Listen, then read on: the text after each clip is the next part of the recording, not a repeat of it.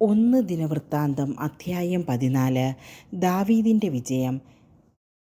ടൈറിലെ രാജാവായ ഹീരാം ദാവീദിൻ്റെ അടുത്തേക്ക് ദൂതന്മാരെ അയച്ചു. കൊട്ടാരം പണിയാൻ വേണ്ട ദേവദാരുവും അവൻ കൊടുത്തു. കൂടെ കൽപ്പണിക്കാരെയും മരപ്പണിക്കാരെയും അയച്ചു. കർത്താവ് ഇസ്രായേലിൻ്റെ രാജ്യത്വം സുസ്ഥിരമായി തനിക്ക് നൽകിയെന്നും ഇസ്രായേലിന് വേണ്ടി രാജ്യം ഐശ്വര്യപൂർണ്ണമാക്കിയെന്നും ദാവീദ് മനസ്സിലാക്കി.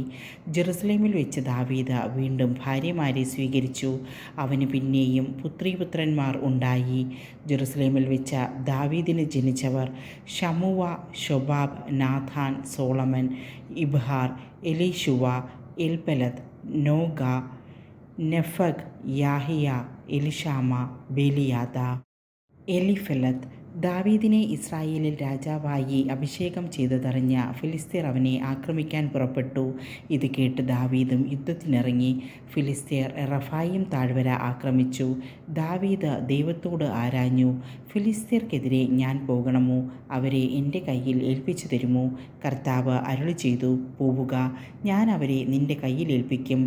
ബാഗ്പെരാസിമിൽ വെച്ച് ദാവീദ് അവരെ തോൽപ്പിച്ചു. അവൻ പറഞ്ഞു, വെള്ളപ്പാച്ചിലിൽ ചിറയുന്ന പോലെ ശത്രുനിരയെ ഭേദിക്കാൻ ദൈവം എനിക്ക് ഇടയാക്കി.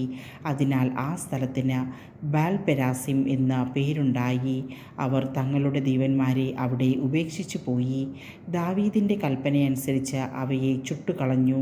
ഫിലിസ്ത്യർ വീണ്ടും താഴ്വര ആക്രമിച്ചു.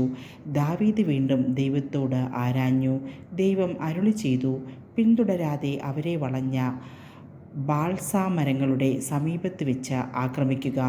ബാൾസാമരങ്ങളുടെ മുകളിലൂടെ പടനീക്കത്തിൻ്റെ ശബ്ദം കേൾക്കുമ്പോൾ യുദ്ധം ആരംഭിക്കുക. ഫിലിസ്ത്യ സൈന്യത്തെ നശിപ്പിക്കാൻ ദൈവം നിനക്ക് മുൻപേ പോയിരിക്കുന്നു. ദൈവം കൽപ്പിച്ചതുപോലെ ദാവീദ് ചെയ്തു. ഗിബെയോൻ മുതൽ ഗേസർ വരെ ഫിലിസ്ത്യരെ അവൻ വധിച്ചു. ദാവീദിൻ്റെ കീർത്തി എല്ലാ ദേശങ്ങളിലും പരന്നു.